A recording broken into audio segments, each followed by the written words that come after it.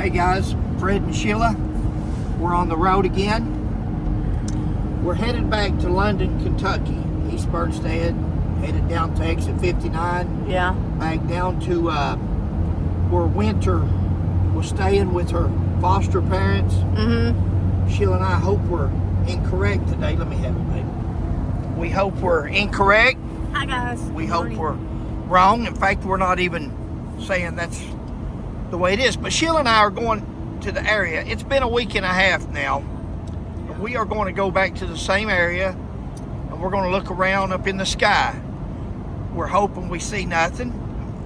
Lord's will, we won't. Right. But it would be enough time now for if she run off into the woods and she fell and hurt herself, or something's happened to her and she's still there. Yeah. While everybody's thinking maybe she ran away, and maybe she did, but maybe she didn't get far, and something may have happened to the little girl. So, go ahead, babe. Well, we'll just go look around, like you said, and see and check everything out that we can find to check out. Maybe ask the people down there at the gas station down there if they'd seen her, or if she'd come in down there, or, Well, maybe go back to London and look around there. Sure. So While we're there, we'll make a day of it. Yeah. And but we're basically going to be looking up in the sky also, just in case. And we advise everybody out there, nothing morbid about it. Sometimes it's just the facts of life and reality. Always look up. And anytime you see a missing child or elderly or anybody, and anytime you see vultures or buzzards, then go check it out. Very well could just be a calf, a dead animal, or something like that. But you definitely want to rule it out. Right. Don't overlook it. Right. Could be a clue. That's right. You never know. So we're just gonna go look around and see what we see. We're hoping we don't find anything. And we're leaving Liberty now. We're going from Liberty to Houstonville, and then from Houstonville to Stanford, hit 150 and go to 75. Get down in that area. So we'll tune back in periodically. This is going to be another video related to Wynter. And guys, see something, say something.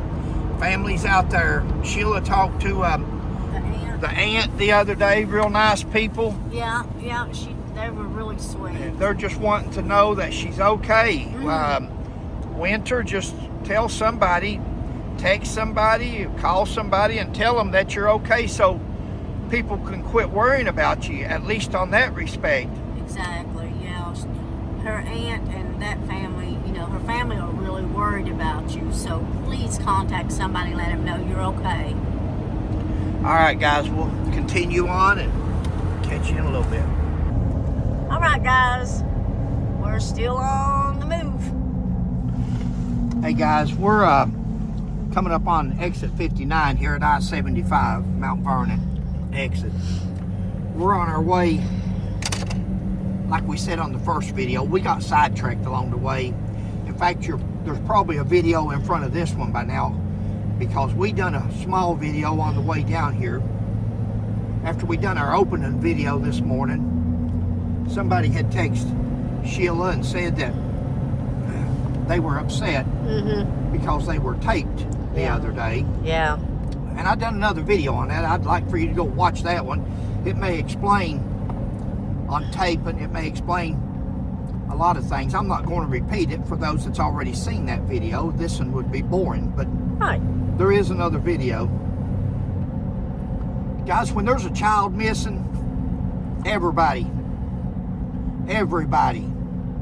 is a suspect. Yep. When there's a child missing, everybody, especially the parents, especially the foster parents, they're looked at. They're looked at real good, because it does happen. Those things do happen. Doesn't make people guilty, but everybody is a suspect. When we go talk to people, Sheila and I, no matter who it is, Jaden's parents, Proudfoot's, Yeah. anybody, you're looking at the parent. You're looking at the foster parent. You're looking to see if there's any deceit, if you can pick up on anything, if the story changes. That's why we do our videos. When we take people and we put it on our YouTube channel, it's so the police, the law enforcement agencies, you can show where we're at here. We're going underneath I-75. And we're going to make a left right up here after we rear end this tractor trailer. We're going to make a left here and go back to where we were, where Wynter's foster parents live. But when you, when we make these videos, we do it in case law enforcement, and they do, some law enforcement officers are our friends, some agencies look at things that we post. We're just YouTubers, but we do have a little bit of experience. We do have 40 years of experience locating children and different things. And when we do that and we post those videos, it gives these other law enforcement agencies and officers a chance to look at them, and they say, wow, when we were there, they didn't say this, or they didn't say that, or that's not what we were told. Maybe not. Maybe the stories are exactly the same. Right. That's when it's real great. That's when it's right. fantastic, because everybody's in agreement. There you go. Everybody can be trusted, it looks like. But when you have somebody that gets upset because they were taped, to me that's called a clue. Not a clue that anything's wrong, but a clue that something may need to be looked at more carefully. I mentioned up there about the woods, or Sheila and I about going in the woods, and he said we didn't need to go in the woods, or something that she had been seen in London, or she had texted somebody. She very well could have texted somebody. But somebody else, let's just, since we want to open the investigation up, because I'm not law enforcement, I can say whatever I want, and everything I say is my opinion. It's me speculating. I'm not pointing the finger at anybody, but does people think that you couldn't have a cell phone and act like somebody else had texted a message to somebody and said, I'm running away? Did she in fact run away? Or could something else have happened? Now, I don't know either way. The other day when we left here, we was under the assumption that she had ran away. He told me in that video, he told me that he told the counselor that she had been talking about running away. But when the counselor, and we're going to post all that in this video, you're going to see it. We're going to post that entire conversation except where he's talking about things that she had done. I don't want to talk about a 13-year-old girl's life. We don't. Exactly. But he says that the counselor questioned her about running away, and she said that's not true. She's not mentioned running away. Now, a friend of hers or a cousin says that she got a text from her and said, I'm running away. I'm going to Florida. Did she? See, we believe that at that point. We had no reason not to believe it. But now, this gentleman's upset because we're out looking for his foster child that he's supposed to be supervising, that he's supposed to be screened, and everybody's looked at him real good, background checks, everything's perfect, and they're going to be able to take care of other people's kids because they wouldn't be in foster care if they were safe at home. So it's not safe for them to be at home, so they put them in foster care. And then we go to foster care and we end up missing. That's called a clue that probably something's not right. That's my opinion, guys. Since somebody wants to get upset because they're being taped, as long as you tell the truth in life, you never have to worry about being taped. Tape me as much as you want to. If you catch me in a lie, call me out on it, and that'd break me from ever telling a lie. Tell the truth. You never have to back up. Now, it's going to take us a while to get up here to where we're going. We come over through here today. We were going to look for birds. Birds, yeah. Just in case. Yeah. She had left home, went through the woods, had fallen, had got hurt. Yep. We talked about and that she's this morning. laying out there, and they've missed her. And then all of a sudden we start seeing activity. Go there and see what the activity is. Right. Hopefully we don't see none of that. Lord, Hopefully I pray she's not. at a friend's house. Hopefully she's run away with a boyfriend or a girlfriend, and it'll all turn out okay. But now my suspicions are going in a different direction. Now we got to start looking at everybody as a suspect again. Everybody, especially the last people to see her. That's who you would look at as the police would do, law enforcement. You look at the last person that child was with. I don't know if there's been polygraphs offered or polygraphs taken, or if it's even gotten to that point yet.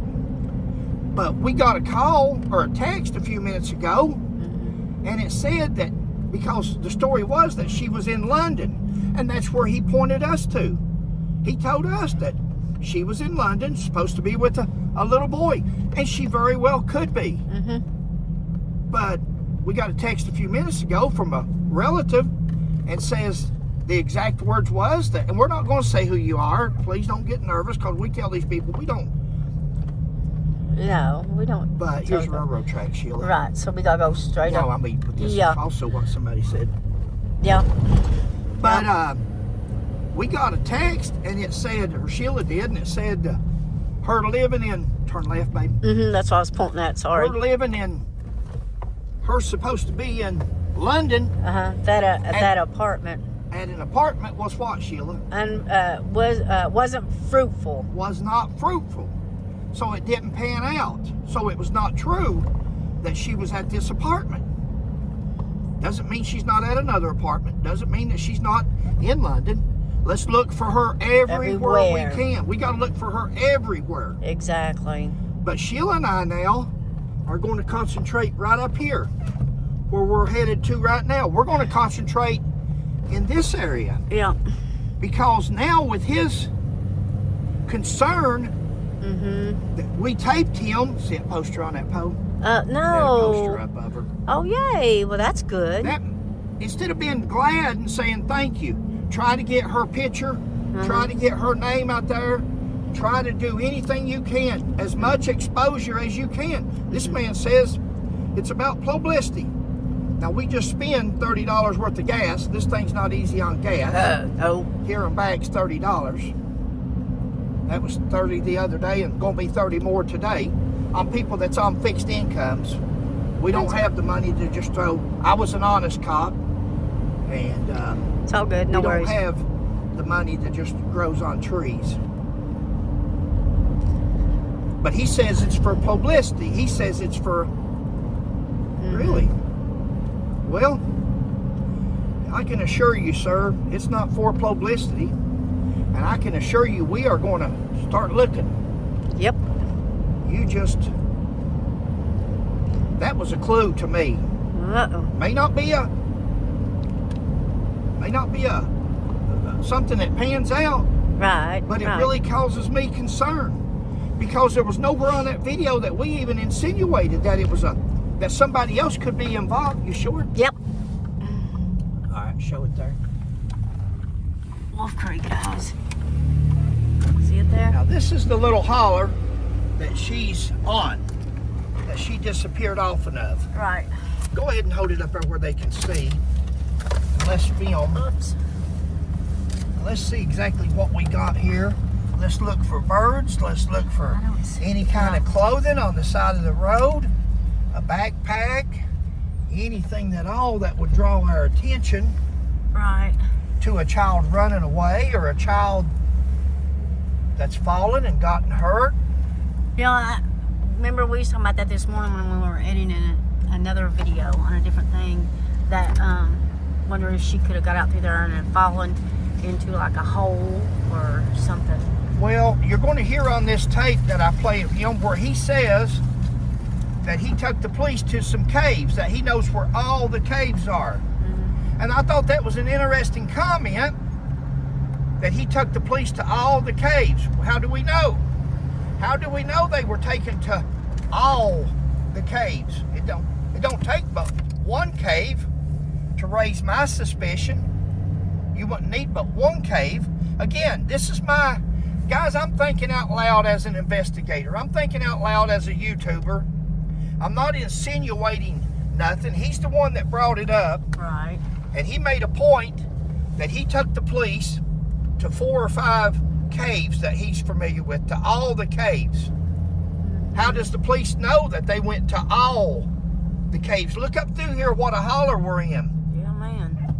I'm sure there's more than 4 or 5 caves in this area.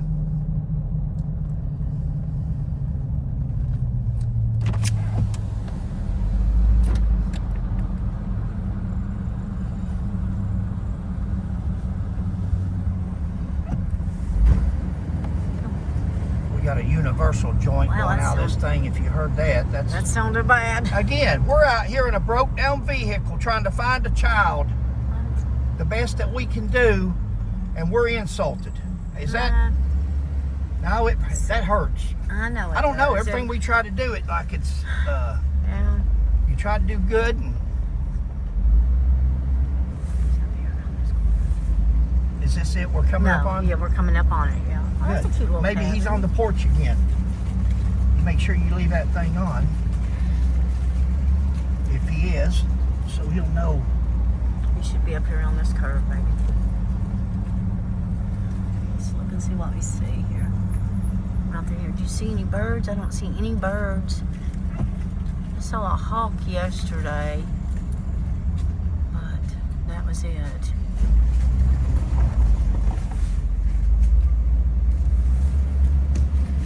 That was it.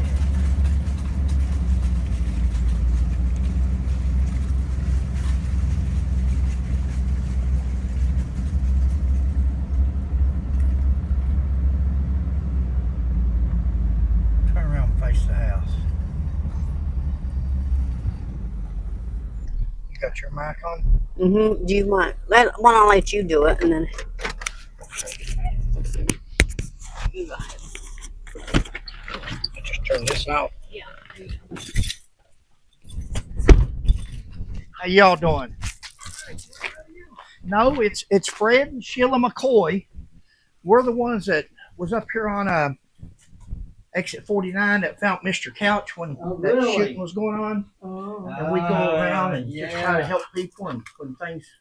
I saw your videos. Do you? Well, that's what we do. And somebody... Hi. Somebody had texted us last night and was telling us about the... All right.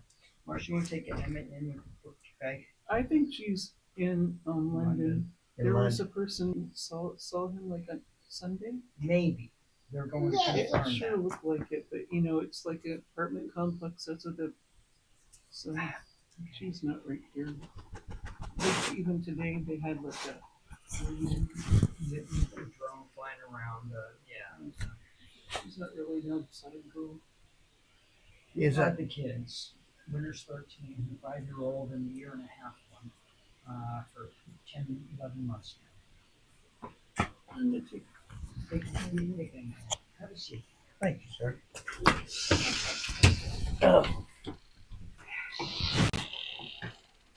Winter and the older sister, younger sister, had been in foster care for a year, about 2 years ago also. So then she came here. We had problems about 5-6 months ago where Sure. and it's like, that doesn't go with me, but what are you gonna do? So basically I was giving her a way to work it off at $10 an hour, cutting the grass, riding the lawnmower, picking up walnuts. She didn't like doing anything. She is lazy. Sure. She is not an outdoor girl at all. When one of the jobs was to pick up the trash, and I walked with her and her sister mile and a half, 3/4 mile up, 3/4 mile. Oh, I'm too tired. I can't do this. Oh, I can't bend down and pick him up. I'm picking it up, and we only picked up like 20 beer cans or something. Sure. I mean, she doesn't want to do it. Languid is a good word for her. Anyway, then about 2 weeks ago, Wow. well, of course I didn't do that. No, it's like, well, you didn't have a phone since you came back from the facility last time. My wife checks the router and somebody's using another device, so I turn her room inside out and nothing. She's got it. It's easy to hide a phone, right? Put it in a game box. She had two in, so they moved her over to the academy. That was last Tuesday. Well, Monday was enrollment in the academy. Brought her home. Everything was okay. Tuesday was her first day in the academy. That's the alternative school. Has 15 kids in it, Sure. including high school. In the morning, she had been talking to some of the kids that, yes, she was going to run away and that she had a cell phone. So Well, she did tell other kids that. That was yes. her intention. Yes. And they've confirmed that now. Yes. Okay. That sure eliminates anything else. You know how that always Well, goes. that's So why I'm trying to give you exactly. as much relevant background. Sure. So she was in school for about 2-3 hours, called and said, I'm sick. So my wife went and picked her up. She came home at noon and she slept for 3 hours till 3 o'clock. 3 o'clock, she came out here and was sitting with me waiting for her sister to get off the bus. There were some birds, and she went inside, got the bird book, identified them, and we were talking. Okay. That was till 4 o'clock. 4:30, she had counseling, Rock Castle therapy sections or something. And before he had her session, I said, listen, she mentioned she might be running away and that she doesn't have a cell phone. And we know that's a lie.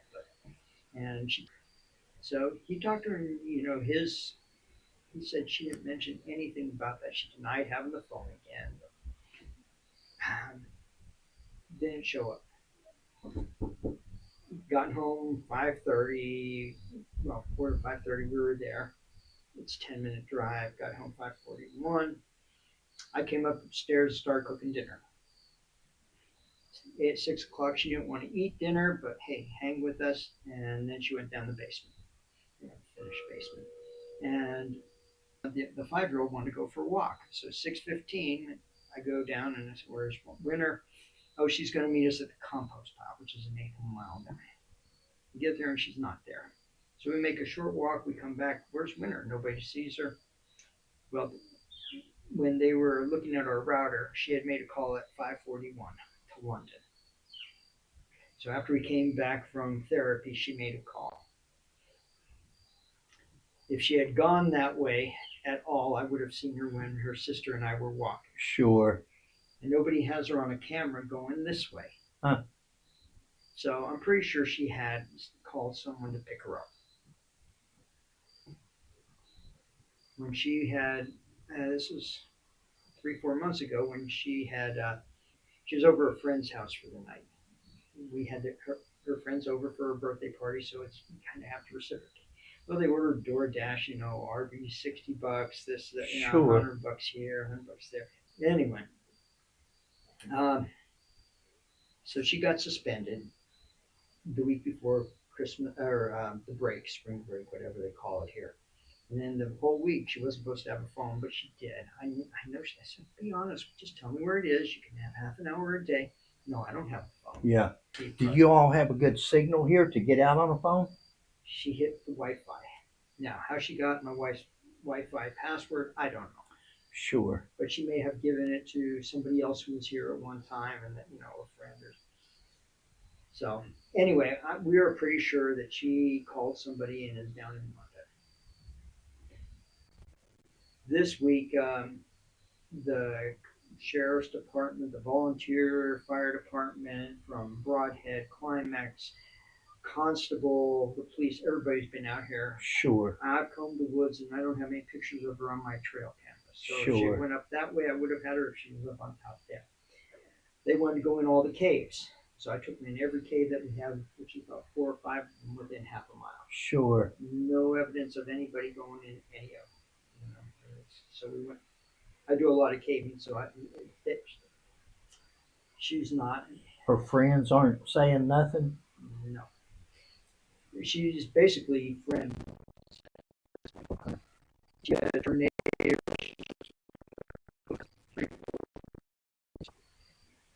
She did do a Snapchat to her cousin down in London. Her name is, her mother's name is, and just said, "Hey, I love you." I had to ping her, ask her, say, "Hey," and she answered and said, "Yeah, I ran away. I'm safe." She told her that. Yes. Okay. On Snapchat. Okay. Well, and the police, of course, have got all that. They've got On our way up here, Sheila and I talked, and we kind of figured that with her that age, especially 13, looks 16. and to you, thanks for talking to me. I mean, that explains a lot. Just Well, I wouldn't want you trying to comb this area. So But, we gave the name of her boyfriend that she broke up with just before school break, the one she had during school break, even though she never had a phone call with him, the one that she's been off and on with for 3-4 years, and they've checked with all them. And they checked with the bio mom, the bio dad. Now, this kid was feeling abandoned. I'm going to tell you that. Sure. Mom, we have weekly visits down in London. Mom had not come for the last 6 or 7 weeks. Sure. So mom doesn't come to family visits. You know how discouraging that is to a 5-year-old? So that's where they're from originally, London. Yes. Yeah. East Bernstead or something like that. Sure. Now the dad, he had been incarcerated and he got out about 2 months ago. He did his halfway house, and then a month ago they had 5 weeks now. They had a phone call and he says, "Yeah, oh, I love you. I want you to come live with me." And Yeah. she tried to run away then. She made it down that way a mile and a quarter, and she asked somebody to, somebody's house, and she said, "Can you take me to the Shell station?" Which is out near the interstate. Sure. All the neighbors around here know everybody. Yeah. Said, "How old are you?" "Oh, I'm 18." Sure. Sure. Probably. You don't think she'd be with the dad, do you? No, the police have checked. Okay. The sheriff here calls the sheriff down in Laurel County. Sure. And they go through everything. Okay. The only other thing is she may have hooked up with somebody that they knew something was wrong. Yeah. But between TikTok and Snapchat. Yeah. Listen, I'm not going to hold you up. You've been great. I just wanted to. Sheila and I was out. Like I said, we had people last night texting and calling. We thought, well, we'll just ride down there and just see if we can find out anything. And the social workers took her phone and said, "Until that's paid off, you don't get your phone back." Yeah. But you know how many people have extra phones laying around where if you don't have a plan, you can still get on if you get into Wi-Fi? Sure. So I'm sure she got a phone from one of her friends. Now, nobody's admitting it, and nobody's saying what her phone number is or anything. Yeah, we were hoping maybe one of her friends would know, even though it's their friends, at least let somebody know that she's safe. But if she's told somebody she's run away and that she's okay, then that's at least that. That was the response to the Snapchat last Wednesday. She left on Tuesday. Yeah. On Wednesday, and my wife, took a screenshot of it and gave it to the police. Yeah. The sheriff or somebody like that. Well, kids do stupid things. Yeah. Her mom's Yeah. never had a job. Yeah. For 11 months now, her mom was supposed to get a job and get a place for them to live, and she'd get the kids back. Yeah. She still hasn't had a job. Yeah. In this economy, anybody can get a job. Yeah. And they did all the paperwork for her to get HUD housing, and she wouldn't sign it. So there's something wrong with the mom. She's just, in Wynter, she was an only child for 8 years, and then she ended up being the mom to the 5-year-old. Yeah. Changing diapers, doing all that, because mom was not capable. Yeah. So That's I think sad. she feels abandoned by her mom, by her dad. Yeah. And as far as foster care, we're not your typical foster family. Yeah. The little one goes to dance lessons and has the aerial outfit for watching the TV show. Sure. We are not low income. Sure. It's just we put so much time into these kids. All we don't want to do is stay on our bed and text. Yeah. But then when I take her out, like we got a creek right down here. Oh, look at this! I found a crayfish. Oh, she did so. I got a frog. Where we go for a walk and oh, look at that bird! It's a hawk. It's a red-tailed hawk. Oh, isn't that amazing? But she is a self-proclaimed indoor girl. Yeah. Well, listen. What was your name? Joe, you were Ralph. Fred. Fred McCoy. Fred and Sheila. Fred and Sheila. And you're talking to me. Yep. And if we do anything, we're on the internet, on YouTube. Yep. But thank you, sir.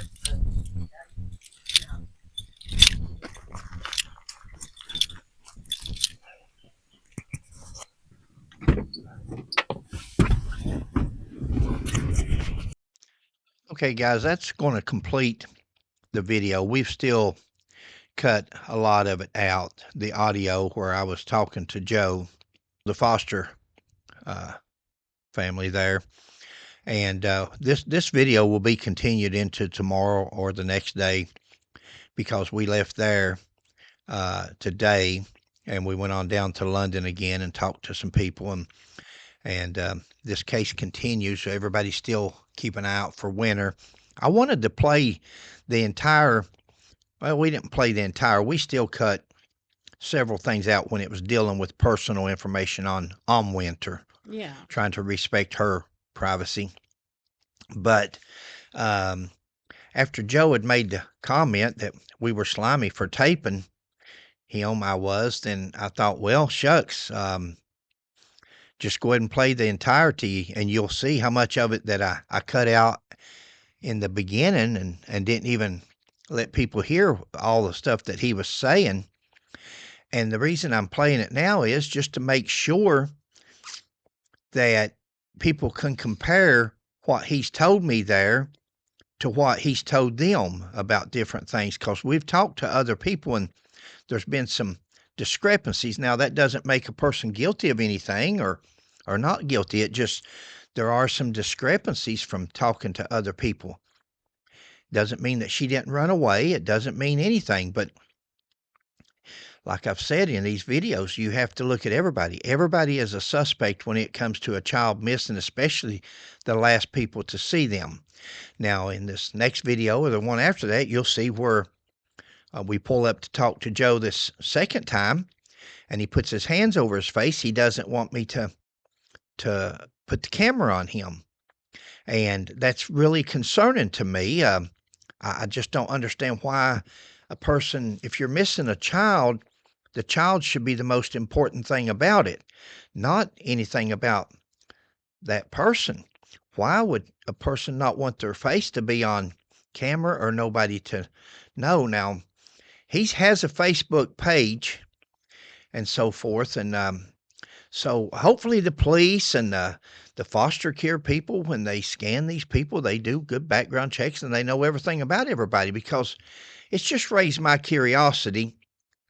I don't, we're just going to leave it at that for now. We'll finish up tomorrow and do another video, but I wanted to put most of this video out for people to listen to and see if they catch anything that's not correct. So other than that, we'll catch you on the next one.